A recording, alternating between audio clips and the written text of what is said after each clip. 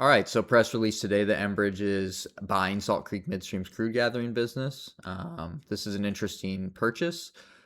We can go over the strategic rationale, but I thought this would be a good time to highlight our platform and the operational details and flow data and supply and demand data you can gather when a press release like this comes across. And I'll just walk through kind of my process. I've kind of set up the applicable pipelines in the portal, and we'll go over those and take a look at why this strategically may make sense for Enbridge, and just understand the acquisition a little bit more. So let's dive in here. This is just the press release of the acquisition. 600 million. They get a 100% interest in the Orla and Wink North gathering systems of Salt Creek Midstream, as well as a 50% interest in Delaware Crossing. So let's stop there. Let's look at those two assets first. So let's switch over to the portal. So I have, and we're going to go over this first. We'll go over the Orla and Wink North systems first. So these are the 100% interests that they now own. As you can see, the uh, the purpose of these pipelines is to gather volumes and move them to terminals in Texas, essentially, where they can get on long haul pipelines. So that's going to be in the Orla area here. It's also going to be in the Wink area here. So they're gathering from New Mexico. These pipelines are gathering from New Mexico. There's some gathering that's happening in Texas as well, and they're moving those volumes to these terminals. So wellhead gathering goes to the wellhead and then gets you to the terminals. So if we look a little bit closer at what the volumes are, and I stuck this point in the middle of the two systems to denote that it's the combined volumes between these two systems, but we can actually see what's coming in from New Mexico on these combined two systems. So let's take a look at that. I'm going to toggle off the details so you can see the actual raw number. 83, let's call it 80,000 barrels per day recently as of April 2026. So about 80,000 barrels per day combined on these two systems coming across the border. I should mention this is the Orla system, the further west system. This is the Wink North system. This is a 12-inch main line here. This is a 16-inch main line here. So we'll go over the specifics, a little bit more of the specifics of the flows here. 80,000 barrels per day combined coming across the border here. If you want to look at actual counterparties, you can see who they are. Permian Resources, Taprock, Devon, Civitas, and 3R are the main ones that they're getting barrels from New Mexico. There's also some gathering that's happening in Texas. There's a handful of other counterparties in Texas that they're getting volumes from as well, and then moving those volumes to these terminals.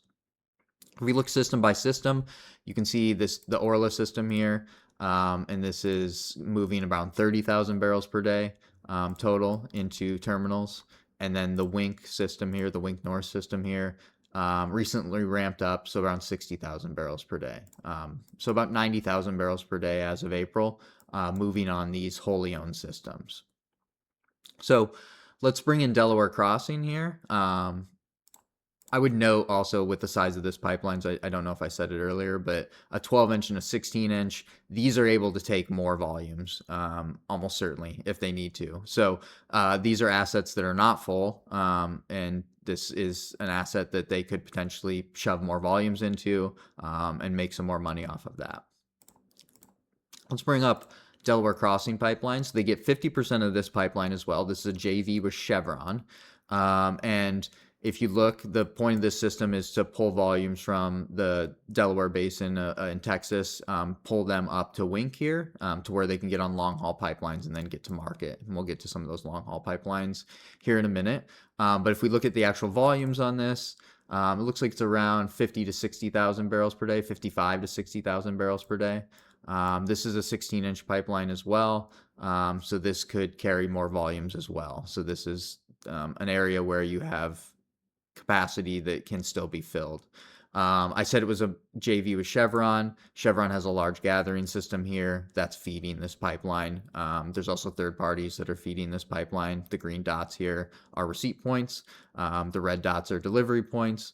So that's what this system looks like, moving 55 to 60,000 barrels per day from Texas up into the Wink area where it can get on long haul pipelines. So one of the things that Enbridge noted here was the combined barrel throughput of 420,000 barrels per day. Let's switch back to here. A 12, a 16, and a 16. So 16 flowing north, 16 flowing south, 12 flowing south. They could probably even do more than 420 if they were to pump these up with more pump stations. I would guess they could do more here. But 420 seems certainly very feasible to do 420 on that system. So they've noted this, and this is probably obvious to folks that are in the space, but they really hit on that this is a strategic connection of crude oil production between the Permian Basin and their export facility. So they also mentioned the pipelines that they own this could help feed. That they now say, hey, we have a full wellhead-to-water integration now with these gathering systems. They own the majority of Gray Oak Pipeline. They own a minority interest in Cactus II, and they own all of the Enbridge Ingleside Energy Center. So let's look at how these assets integrate into those existing assets that they talked about. So I'll zoom out a little bit here, and we'll turn on Gray Oak Pipeline. So they own the majority of this pipeline. So as you can see, this sets up pretty well to feed into Wink. Gray Oak does pull volumes from Wink here and moves those. I believe the majority of the volumes from Gray Oak come from Wink, and is pulling those volumes to Corpus Christi, essentially. So all the way down to Corpus Christi. Some volumes make it up into the Sweeney refinery, but that's kind of what this system does, is it's pulling volumes from Wink. I would note there's based on the data that I've looked at, maybe we can just click on it here and see. There's actually not that many. If you look at who the counterparties of who they're getting barrels from at Wink, MPLX, their Enbridge, their own marketing arm, probably taking a little bit. Plains, Energy Transfer, MPLX again.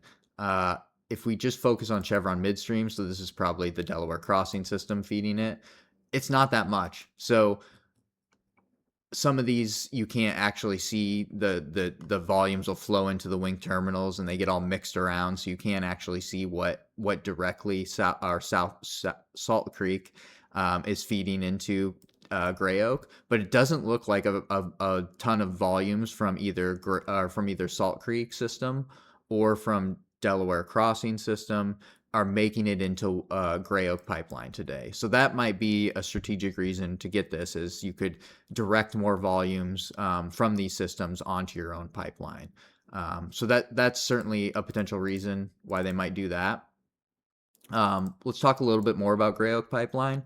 An acquisition like this, I would, off the top of my head, I would just be like, okay, if you're looking to fill your pipeline, this makes a lot of sense. One of the issues with Gray Oak, and if we look down here at like the Permian egress point, this is a full pipeline essentially today. So they've expanded this pipeline recently a couple times. This is a full pipeline. This isn't a game of, hey, we need to buy these assets to actually fill our pipeline. Their pipeline's pretty full as it is. So let's keep that in mind as we look at some of these other pipelines and try to parse out the strategic reason for doing this acquisition. So let's look at Cactus II. Cactus II has a similar footprint. Now, they don't operate this pipeline. Plains operates it, but they do own 30% of this pipeline. And this does integrate well with a lease. The dotted lines or the dashed lines you see here are leases that Cactus II has on other Plains pipelines that allows them to receive barrels from different areas. So they do have a receipt point at Orla. They have receipt points at Wink that they can pull from. A lot of the volumes, I believe, are coming from Midland here.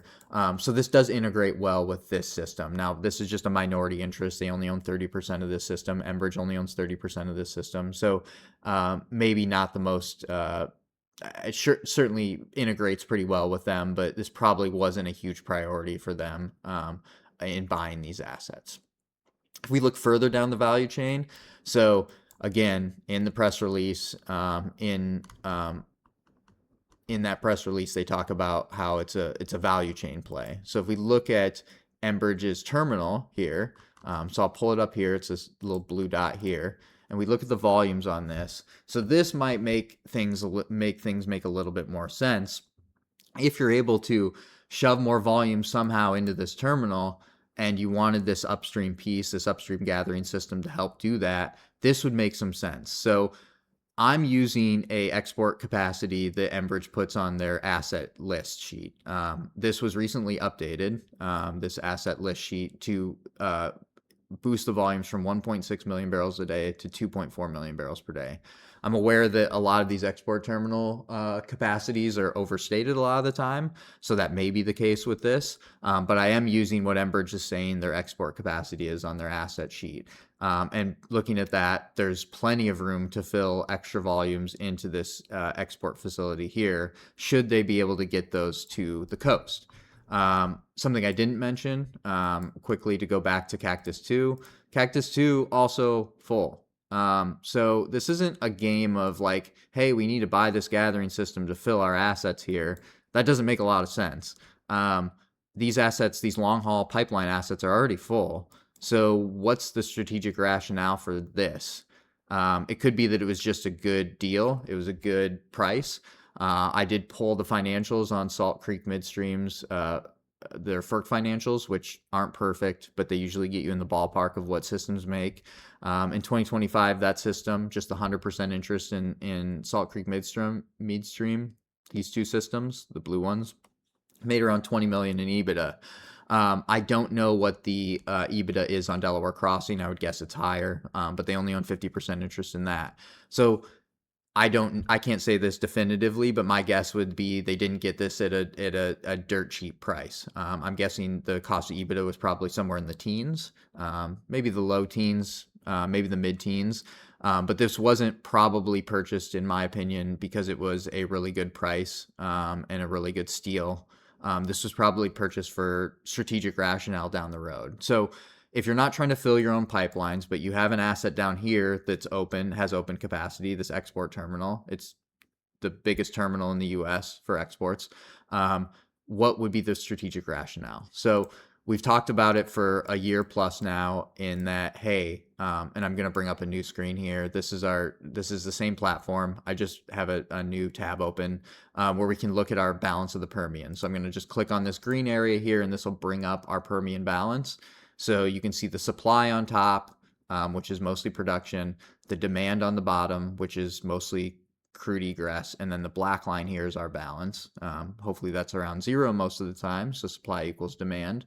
But if we dig in and say, hey, what is the egress capacity going to the Gulf Coast? So that's going to include pipelines to Corpus, that's going to include pipelines to Houston. We stack those on top of each other and look at that versus egress capacity. You'll notice we're getting very close to being full here.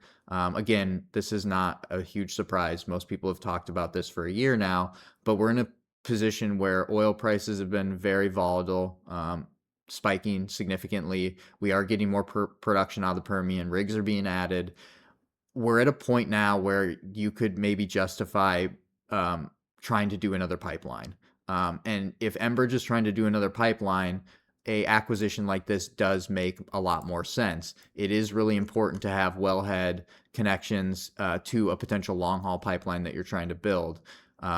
Whether it's worth the cost or not is debatable in some senses, but if this helps you lock in the next Permian egress pipeline, this could be absolutely worth the higher price that you're paying. Again, I don't know for sure what the price was or what the actual economics were based on the price, but that 600 million, if that's a little bit of a higher price, but it helps you get the next Permian pipeline, does that make sense? So it may.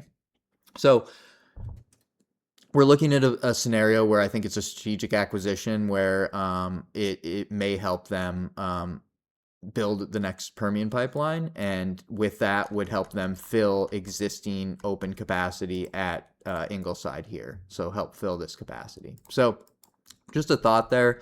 Again, we're in a situation now where the Permian egress is tight to the Gulf Coast. You still have plenty of capacity going north to Cushing, so you're not in a position where Permian basis or Permian prices will completely tank. But yeah, they could weaken when you fill up these pipelines, and that could be a matter of a year. It could be a matter of 6 months. Kind of depends on where crude oil prices go. So hopefully this was helpful. Reach out if you're interested in trialing our platform. I think it's very helpful in explaining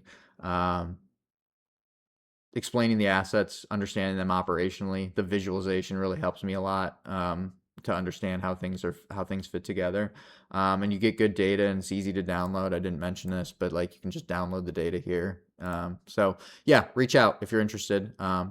Thanks for listening. I hope everybody has a great week.